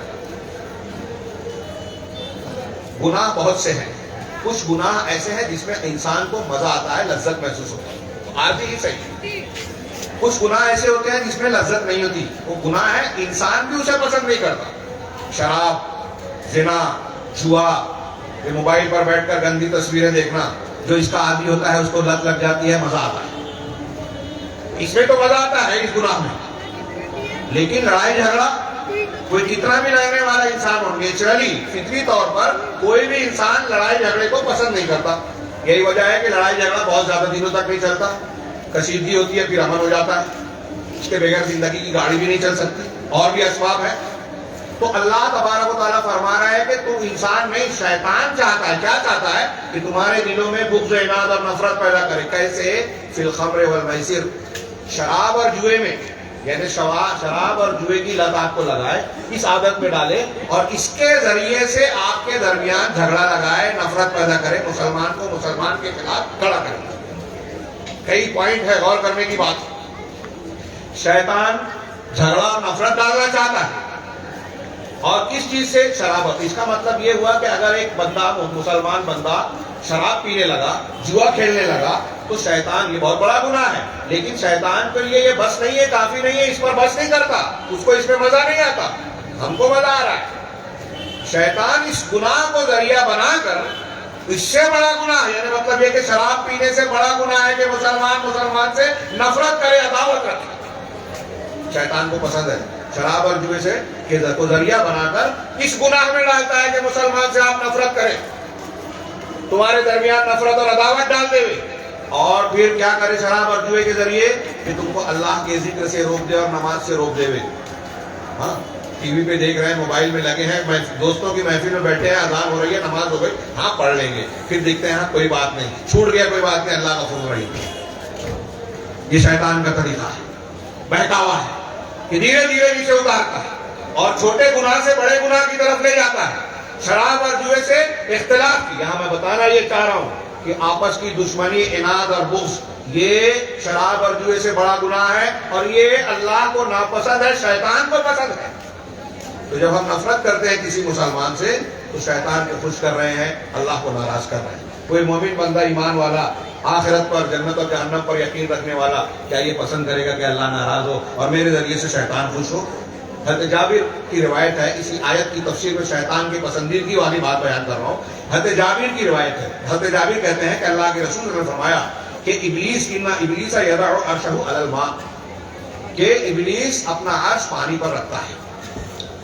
ہر روز ابلیس جو ہے، اب یہ صحیح مسلم کی حدیث ہے، ایسی ویسی نہیں ہے، ہاں صحیح حدیث، ابلیس اپنا عرش، اپنا تخت پانی پر لگاتا ہے، ثم یبعث سرایاہ، اور وہاں سے پھر اپنے چیلے چاپڑوں کو، اپنے گروہوں کو، دستوں کو بھیجتا ہے کہ جاؤ لوگوں میں فتنے پھیلاؤ، بہکاؤ، گمراہ کرو، برائی اور شر پھیلاؤ۔ ہاں، پھر اس کے بعد فَأَدْنَاهُمْ، اب پھیلا کے جب کام کرنے کے بعد لوگ لوٹتے ہیں ابلیس کے پاس، اس کی فوج کے لوگ، اس کے چیلے چاپڑے، تو فَأَدْنَاهُمْ مِنْهُمْ مَنْزِلَةً أَعْظَمُهُمْ فِتْنَةً، اللہ کے رسول نے جامع جملہ فرمایا کہ اس کے نزدیک شیاطین میں، اس کے جو چیلے چاپڑے ہیں، ان میں سب سے زیادہ قریب مرتبے والا وہ ہوتا ہے جو لوگوں کو سب سے زیادہ فتنے اور گناہ میں مبتلا کرنے والا ہوتا ہے۔ جس شیطان نے بڑا کام کانڈ کیا ہو، کروایا ہو، وہ ابلیس کے نزدیک زیادہ مقرب اور عزت والا۔ تو تو اب اللہ کے رسول نے آگے فرمایا یجیء احدہم فیقول، ان میں سے ایک شیطان آتا ہے اور کہتا ہے کہ فعلت کذا و کذا، میں نے ایسا ایسا فتنہ پیدا کیا، فلاں کو شراب پلا دیا، فلاں سے یہ کرا لیا، فلاں سے یہ گناہ کرا لیا.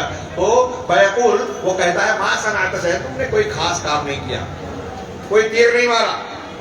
آگے کہتا ہے قال، پھر اللہ کے رسول نے فرمایا کہ ثم یجیء احدہم، پھر ان شیاطین میں سے ایک آتا ہے اور ابلیس سے کہتا ہے اپنے سردار سے کہ ما ترک فیقول، میں نے دو میاں بیوی کے درمیان جو ہے اختلاف پیدا کیا.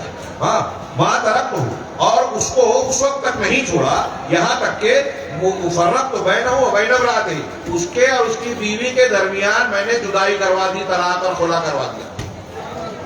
جب وہ یہ بات بیان کرتا ہے قال فیدنیہ منہ، ابلیس اس کو اپنے سے قریب کرتا ہے. ویقول نعم انت، تو نے کام کیا، تو بڑا کیا تو آدمی ہے. غور فرمائیں کہ ابلیس اپنے چیلوں کو فکروں میں مبتلا کرتا ہے اور بہت سارے کارناموں کو سننے کے بعد، گناہوں کا ذکر سننے کے بعد اس گناہ کو پسند کرتا ہے کہ ایک آدمی نے میاں بیوی میں جھگڑا لگایا، طلاق تک نوبت پہنچی. یہ اختلاف اب یہاں نہیں رکے گا. جب طلاق ہوتا ہے تو صرف میاں بیوی مرد اور عورت نہیں الگ ہوتے، دو خاندان جدا ہوتے ہیں. دو خاندان جدا ہوتے ہیں تو نفرت بڑھتی ہے، ایک دوسرے کے خلاف کوششیں ہوتی ہے، عمل ہوتا ہے، اپنا دماغ، اپنا وقت، اپنی صلاحیت اسی میں لگایا جاتا ہے کہ کیسے اس کو رد کیا جائے، بے عزت کیا جائے، اس کو نیچا دکھایا جائے، کیس کرا جائے، کچہری لایا جائے، اس کے اوپر جرمانہ لگوایا جائے، اور یہ کیا جائے. یہ سلسلہ بنتا ہے. شیطان کچھ لوگوں کو شرک اور بدعت میں مبتلا کر کے ان کو عمل سے برباد کرتا ہے. ایک آدمی کوئی دن تہجد نہ چھوڑے، کروڑوں روپیہ صدقہ و خیرات دے دے، سب نیکیاں اور فرائض اور نوافل پہ عمل کرے، لیکن اگر شرک اکبر کے سارے عمل برباد، قرآن کی آیتیں اس پر دلیل ہے، کل پرسوں بیان ہوا ہے، میں اس پہ نہیں جاتا. تو شرک اور بدعت کرا کے کچھ لوگوں کی ساری نیکیاں برباد کر دیتا ہے. شرک کراتا ہے اور کچھ نیکیاں کرا کے اس کو خوش فہمی میں ڈالتا ہے. تو اتنی عبادت کر رہا ہے، نوافل پڑھ رہا ہے، تہجد پڑھ رہا ہے، فضائل پہ عمل کر رہا ہے، تو کوئی بات نہیں. اب وہ شرک کر رہا ہے اور خوش ہے کہ میں بہت نیکیاں کر رہا ہوں. شرک سے اس کی ساری نیکیاں برباد ہو رہی ہیں، اس کو اطلاع نہیں. شیطان کی یہ چال. اور دوسرے کچھ لوگ ہیں ہم جیسے کہ ہم کو شیطان لڑاتا ہے آپس میں. اب جب ہم لڑیں گے تو اپنا دماغ، اپنی صلاحیت، اپنا وقت لڑنے میں لگائیں گے. لڑنے میں لگائیں گے تو اخلاص ختم ہو جائے گا. اب ہماری جگہ نام لیتے ہیں کہ دیکھو فلاں آدمی چندہ کر رہا ہے، وہ اصل میں اپنی جیب بھر رہا ہے، اور میں دین کے لیے یہ بات کہہ رہا ہوں، دین کے لیے نہیں کہہ رہا ہے، اپنے آپ کو تسکین دینے کے لیے. میرا وہ دشمن ہے، اس لیے اس کے عیب نکال کر دین کے نام پر اس کو بدنام کرتا ہوں، اس کے کام کو روکتا ہوں. وہ تقریر کر رہا ہے، خطبہ دے رہا ہے، دکھاوا ہے، ارے ایسا ہے، اس کو تقریر نہیں کرانا چاہیے. میں اب خود کام نہیں کر رہا ہوں اور کرنے نہیں دے رہا ہوں، میرا دماغ اسی میں لگا ہے، رکاوٹ پیدا کر رہا ہوں. ہم آپس میں جھگڑا کر کے عمل ہی نہیں کرتے، اور اپنی صلاحیت، وقت، قیمتی زندگی کا جو وقت ملا ہے اللہ کے دین کی خدمت کرنے، توحید کو پھیلانے، شرک کو مٹانے، سنت اور بدعت کے معاملے کو آگے بڑھانے، اور اس کے معاملے میں جو اللہ کے دین کے تقاضوں کو پورا کرنے کے بجائے آپس میں ایک دوسرے کو نیچا اونچا دکھانے میں ٹائم لگا دیتے ہیں. خلوص ختم، نفس کی پیروی اور اپنے عمل کو چھوڑ دیا، زیادہ تعمیری قوم اور ملت کے فائدے کے کام چھوڑ دیا. تو یا تو عقیدہ بگاڑ کے شیطان عمل برباد کر دیتا ہے، یا اختلاف اور اتحاد سے دور کر کے، اختلاف میں ڈال کر، نفرت پیدا کر کے عمل سے ہی دور کر دیتا ہے. پورے امت کے مسلمانوں کی یہی کہانی ہے. شیطان یہ کر رہا ہے. قرآن کی آیت پڑھی اور ایک حدیث پڑھی. اب اللہ کے رسول صلی اللہ علیہ وسلم اور دین نے کیسی تعلیمات دی. لمبی حدیث ہے مسلم شریف کی کہ انسان جب صبح کرتا ہے تو اس کے ہر جوڑ پر صدقہ ہوتا ہے. 360 جوڑ ہے، 1400 سال پہلے اللہ کے رسول نے فرمایا تھا. آج میڈیکل والے کہہ رہے ہیں کہ انسان کے جوڑوں کی ہڈیاں 360 ہیں. آپ کے سچے رسول ہونے کی بے شمار دلیلوں میں سے ایک دلیل. 300 سال پہلے، 1400 سال پہلے کوئی انسان نہیں بتا سکتا. تو اس میں ہر جوڑ کا صدقہ، سلام کرو، اللہ اکبر کہا، سبحان اللہ کہا، راستے سے تکلیف دے، یہ سب صدقہ ہے. اس میں ایک صدقہ یہ ہے کہ دو مسلمانوں کے درمیان انصاف کے ساتھ فیصلہ کر دو. اللہ تبارک و تعالیٰ نے قرآن میں کہا وَإِن طَائِفَتَانِ مِنَ الْمُؤْمِنِينَ اقْتَتَلُوا فَأَصْلِحُوا بَيْنَهُمَا. دیکھیے اللہ تعالیٰ اختلاف کو جوڑنے کی تعلیم دے رہا ہے، ختم کرنے کی. کہ اگر مسلمانوں کے دو گروہ میں جھگڑا ہو جائے تو دونوں کے درمیان صلح کر دو. فَإِن بَغَتْ إِحْدَاهُمَا عَلَى الْأُخْرَى. ہاں اگر ان میں سے ایک دوسرے پر بغاوت کر رہی ہے، نہیں مانتی، وقاتلوا التی تبغی، تو جو بغاوت کر رہی ہے، مان نہیں رہی ہے اللہ رسول کی بات کو، اتحاد اتفاق کے لیے تیار ہے۔ آج ہمارے یہاں مسلمانوں میں کتنا اختلاف ہے، ہماری جماعت میں اختلاف، گھر میں اختلاف، باپ بیٹے میں اختلاف، گھر الگ کر لیا، بیوی بچے الگ ہو گئے، فلاں الگ ہو گئے۔ ہمارے سماج میں کتنے لوگ ہیں جو خلوص کے ساتھ اس اختلاف کو ختم کرنے کی کوشش کرتے ہیں۔ بہت ساری نفل نمازوں سے یہ بہتر عمل ہے۔ آگے حدیث پڑھ رہا ہوں، تو اللہ تعالیٰ نے فرمایا اگر کوئی ایک گروہ بغاوت کر رہا ہے، نہیں مان رہا ہے، تو اس سے قتال کرو، جھگڑا کرو۔ فقاتلوا التی تبغی حتی تفیء الی امر اللہ، جو لڑ رہی ہے، جھگڑ رہی ہے، جو بغاوت پہ آمادہ ہے، اس سے جنگ کرو، قتال کرو، یہاں تک کہ وہ اللہ کے حکموں کی طرف لوٹ آئے۔ اللہ کے رسول صلی اللہ علیہ وسلم نے اپنے بیٹے حضرت حسن کی تعریف کی کہ میرا یہ بیٹا، عنقریب صحیح بخاری کی روایت ہے، مسلمانوں کے دو بڑے گروہوں میں صلح کرے گا۔ یہ دو گروہ میں ایک گروہ حضرت امیر معاویہ کا تھا۔ اللہ کے رسول کی اس حدیث سے پتہ چلا امیر معاویہ مسلمان تھے، اور حضرت حسن اہل بیت کے ہوتے ہوئے ان سے صلح کر رہے ہیں۔ اور ہمارا آج کا ایک نیا مفکر پیدا ہوتا ہے، وہ ہمارے نوجوانوں کو بولتا ہے کہ امیر معاویہ سے نفرت کی جائے اس لیے کہ انہوں نے حضرت علی سے جنگ کی تھی۔ حضرت حسن صلح کر رہے ہیں، تو حضرت علی حضرت اہل بیت سے محبت نہیں کرتے تھے، حضرت علی سے محبت نہیں کرتے تھے۔ دین سمجھیں تو یہ اختلاف ختم ہوگا۔ اتحاد کی بنیاد یہ ہے جو حضرت حسن نے سمجھی تھی، صلح کی۔ اس کے علاوہ اللہ کے رسول صلی اللہ علیہ وسلم نے دو میاں بیوی کے درمیان قرآن کی آیت ہے اختلاف ہو جائے تو کیا کرنا ہے، یہاں سے ایک حکم اور وہاں سے ایک حکم، دونوں جگہوں سے پنچ یا قاضی جو بھی آپ کے یہاں کہتے ہو، میاں کے گھر سے بیوی کے گھر سے ایک ایک آدمی کو متعین کیا جائے اور دونوں میں صلح کی کوشش کی جائے۔ اگر وہ اصلاح چاہتے ہیں تو اللہ دلوں کو ملا دے گا۔ میاں بیوی کے جھگڑوں کو نپٹانے کا اللہ تعالیٰ نے حکم دیا۔ رسول اللہ صلی اللہ علیہ وسلم مسلمانوں میں جھگڑا ہوتا تھا تو صلح کرانے جاتے تھے۔ ایک مرتبہ آپ کو صلح کرانے میں نماز میں دیری ہو گئی، کتنی اہمیت کی بات ہے۔ اللہ کے رسول صلی اللہ علیہ وسلم نے فرمایا لیس الکذاب الذی یصلح بین الناس، کہ وہ شخص جھوٹا نہیں ہے جو لوگوں کے درمیان صلح کراتا ہے۔ جو لوگوں کے درمیان، بہت غور سے سنیے، یہ حدیث بہت سے مضمون کافی ہے، میرے پاس وقت نہیں بچا، دو تین باتیں صرف پیش کر پاؤں گا کہ وہ شخص جھوٹا نہیں ہے، کذاب نہیں ہے، جو دو لوگوں کے درمیان صلح کراتا ہے۔ فینوی خیرا، تو وہ جھوٹ کی چغلی کرتا ہے، میں ترجمہ کر رہا ہوں، جھوٹی خبر پہنچاتا ہے۔ مثلا ان کے اندر اختلاف ہو گیا، شیخ شعیب میں، شیخ جمیل صاحب میں، دونوں میں بہت شدید جھگڑا ہے۔ اب میں دونوں کو ملانے کے لیے آگے شعیب صاحب سے کہتا ہوں، شیخ شعیب سے، کہ ارے آپ حافظ جمیل صاحب سے ناراض ہیں، وہ تو آپ کی تعریف کر رہے تھے، وہ تو اچھے ہیں، وہ تو آپ کے بارے میں بہت اچھی باتیں کر رہے تھے۔ انہوں نے نہیں کہا، میں کہہ رہا ہوں، کیوں؟ تاکہ یہ نرم ہو جائیں، ملنے کے لیے آمادہ ہو جائیں، تیار ہو جائیں۔ یہی بات یا ایسی ہی بات میں آ کے حافظ صاحب سے کہتا ہوں، دونوں نرم ہو گئے، ملا دیا۔ یہاں غور کرنے کی بات ہے، میں ایک نقطہ بتانا چاہ رہا ہوں، جھوٹ بولنا نیکی ہے یا گناہ ہے؟ جھوٹ کی بہت سی قسمیں ہیں۔ اللہ اور رسول پر جھوٹ بولا جائے، کوئی جھوٹا فتویٰ دیا جائے، حلال حرام میں جھوٹ بولا جائے، تو یہ سب سے بڑا جھوٹ، سب سے بڑا، اس کا کرنے والا جہنم میں جائے۔ جھوٹی حدیث بیان کرنے والا، بہت سے لوگ جھوٹی حدیث بغیر تحقیق کے بیان کرتے ہیں۔ ایک وہ جھوٹ ہے، ایک جھوٹی گواہی ہے جو کورٹ میں دیتا ہے انسان۔ آج ہمارے یہاں کورٹ میں، عدالتوں کے باہر ملتے ہیں مسلمان بھی، جہالت ہے، ان کو بتائیے، ڈرائیے کہ اللہ کے رسول نے کبیرہ گناہوں میں اکبر الکبائر میں گنایا شہادت الزور، شہادت کئی مرتبہ کہا، شرک اور حقوق والدین کی نافرمانی کے بعد کہ شہادت، جھوٹی گواہی، یہ بہت بڑا گناہ ہے۔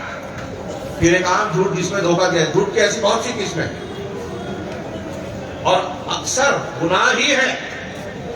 یہاں تک کہ اگر آپ کسی کو ہنسانے کے لیے مذاق میں جھوٹ بولتے ہیں تو مستد احمد کی حسن رضی کی روایت ہے کہ یہ بھی اللہ کے رسول کے نزدیک، اللہ کے رسول نے کہا اس کے لیے ویل ہے، تباہی ہے، جو لوگوں کو ہنسانے کے لیے جھوٹ بولتا ہے۔ جھوٹا لطیفہ نہیں بولنا چاہیے، ہنسانے کے لیے محض سے۔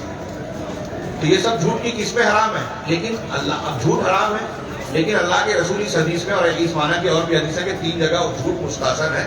اس میں سے ایک یہ ہے کہ 2 مسلمان یا 2 لوگوں میں جھگڑا ہے، آپ ان کو ملانے کے لیے، یہاں اناس کا ہے، دوسرے کے مسلمان ہے، کہ ان کو ملانے کے لیے جھوٹ بول رہے ہیں۔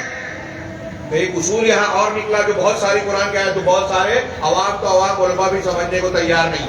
علامہ ابن تیمیہ لکھتے ہیں فقہ الدعوہ، 2 نقصان ہو، ایک نقصان ایک فائدہ ہو، 2 فائدے ہو، تو کس کو ایکسپٹ کرنا؟ دو نقصان ہے تو چھوٹے نقصان کو گلے لگا لو، بڑے سے بچو۔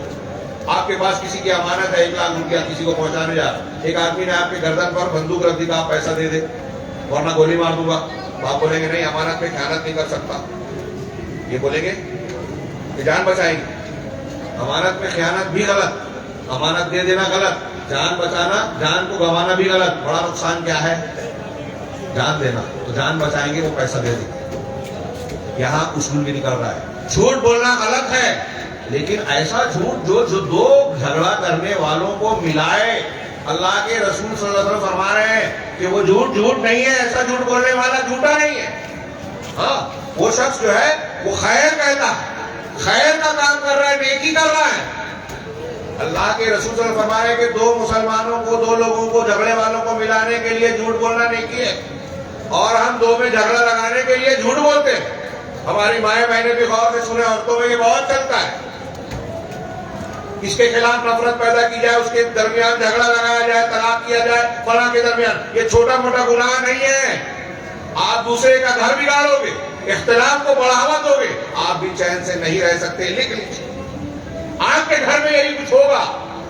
یہ مکافات عمل کا قانون دنیا میں جاری ہے، ایسا ممکن نہیں ہے کہ آپ ببول کا کانٹا بوئے اور آم کا درخت پیدا ہو، ایسے ہی یہ ممکن نہیں ہے کہ آپ اللہ کی نافرمانی کریں اور آپ کو اچھا نتیجہ ملے، ہو ہی نہیں سکتا۔ جیسے زہر کھانے سے آدمی 1000 سال پہلے مرتا تھا، آج بھی مرے گا۔ تو آپ گناہ کر کے اپنے آپ کو چالاک نہ سمجھے کہ پچھلا فرعون بہت بے وقوف تھا، ڈوب گیا، میں نہیں ڈوبوں گا۔ اللہ رب العالمین نے جو قانون بنایا ہے اس میں تبدیلی نہیں ہوگی۔ تو اس طریقے سے آپ دیکھیں کہ ایک حدیث میں بیان کرنا چاہ رہا ہوں، ایک حدیث اور ایک بات آخری میں۔ یہاں اس اصول کے تحت میں آپ دیکھیے کہ حضرت عبداللہ ابن مسعود رضی اللہ تعالیٰ عنہ کا ایک واقعہ روشن ہے، چمک رہا ہے، اس کو یاد کر لیجیے۔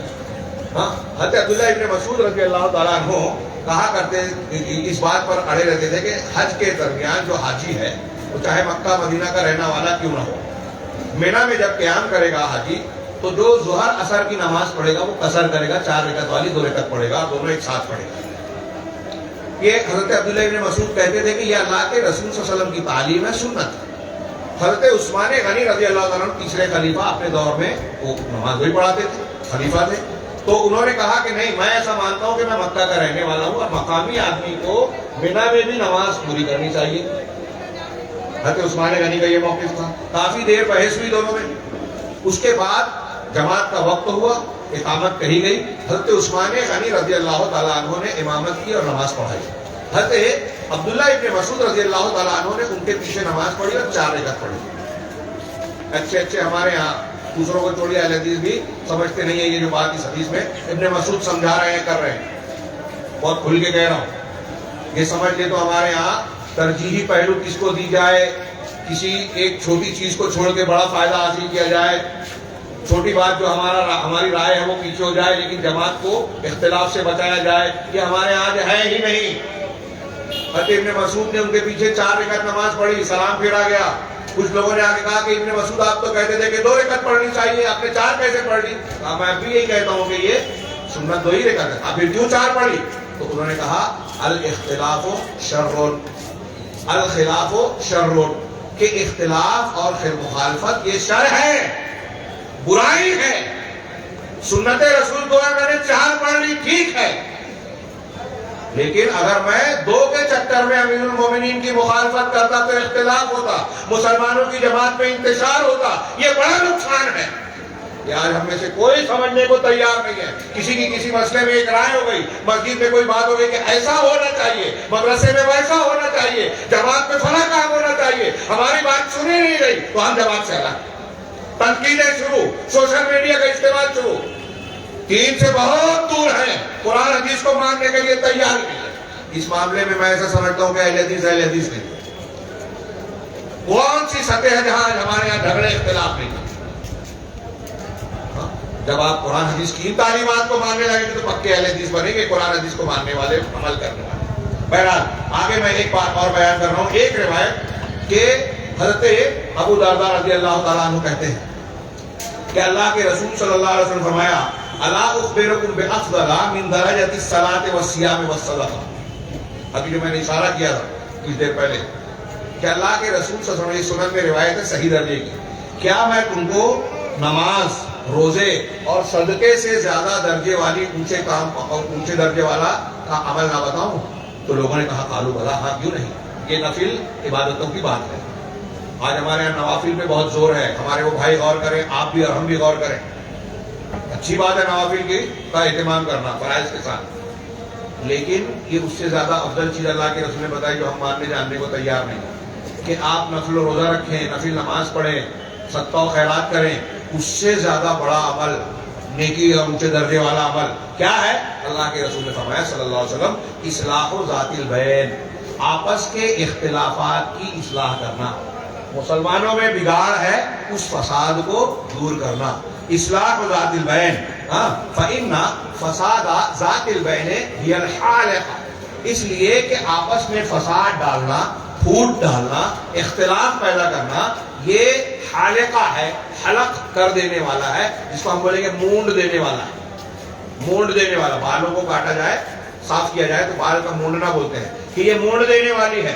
یہ احمد ابو داؤد ترمذی کی روایت ہے اور صحیح حدیث ہے۔ بعض روایتوں میں آگے جملہ ہے کہ نبی کریم صلی اللہ علیہ وسلم نے فرمایا کہ میں یہ نہیں کہتا کہ یہ بالوں کو مونڈ دینے والا عمل ہے آپس میں اختلاف پیدا کرنا، بلکہ یہ دین کو مونڈ دینے والا ہے۔ اب ایک آدمی نماز پڑھ رہا ہے، تہجد پڑھ رہا ہے، فضائل پہ عمل کر رہا ہے، لیکن آپس میں اختلاف ڈال رہا ہے، جھگڑا پیدا کر رہا ہے، منافقت اختیار کر رہا ہے، تو یہ کیا ہے؟ اپنے دین کو مونڈ رہا ہے اس عمل کے ذریعے سے۔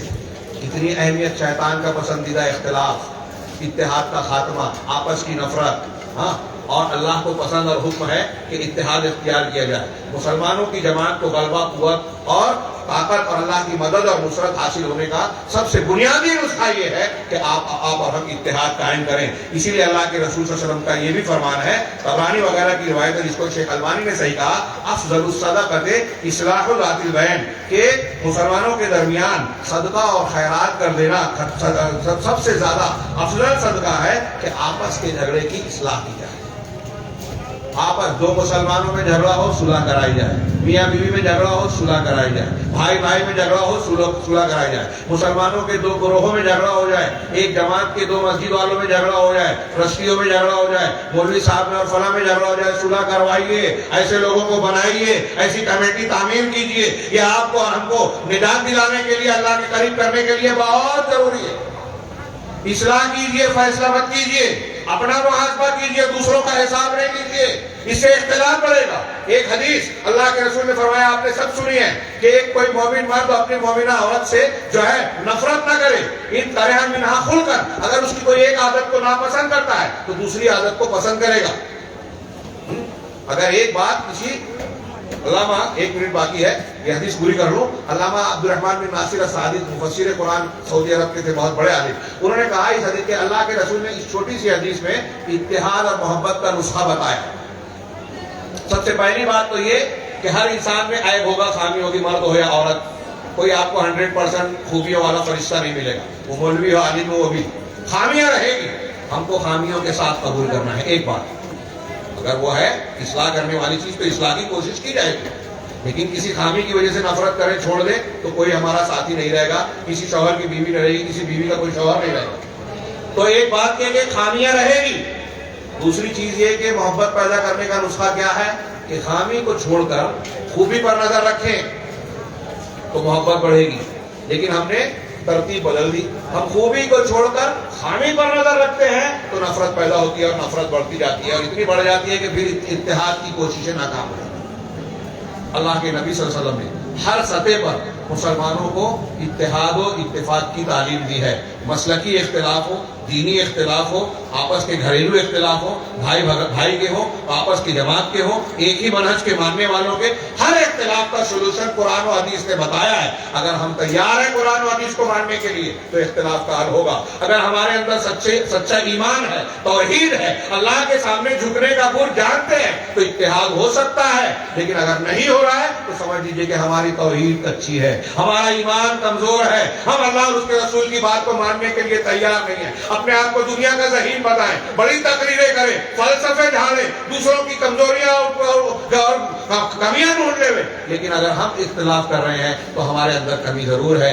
اللہ رب العالمین سے دعا ہے کہ وہ ہمیں اتحاد کی بنیادیں جو اللہ رب العالمین نے بتائی ہے اسے اختیار کرنے کی توفیق عطا فرمائے، اور اس کی بنیاد پر ہمارے آپس میں اتحاد اور ایک دوسرے سے محبت اور تعاون کا جذبہ پیدا کرنے کی توفیق عطا فرمائے۔ مسلمانوں کے مسائل کا حل اس میں ہے کہ آپ توحید اور سنت پر ایک ہو اور اس بنیاد پر ایک دوسرے کی مدد کریں، دوستی کریں، اور ایک دوسرے کے تعلق سے جو ہے نفرت کے جذبات کو دل سے نکال دیں۔ یہ جس دن ہمارے سماج اور معاشرے میں عام ہو گیا، سمجھ لیجئے کہ اللہ کی مدد آئے گی، اور اللہ کی مدد اور نصرت آئے گی تو دنیا کی کوئی طاقت ہم کو نقصان نہیں پہنچا سکے گی۔ ہاں امتحان آئے گا، آزمائش آئے گی، اللہ تبارک تعالیٰ ہمیں دنیا اور آخرت میں خیر سے نوازے، اختلافات کو ختم کرے، آپس میں محبت کو پروان چڑھانے کی توفیق عطا فرمائے۔ وآخر دعوانا ان الحمد للہ رب العالمین وصلی اللہ علی نبینا محمد۔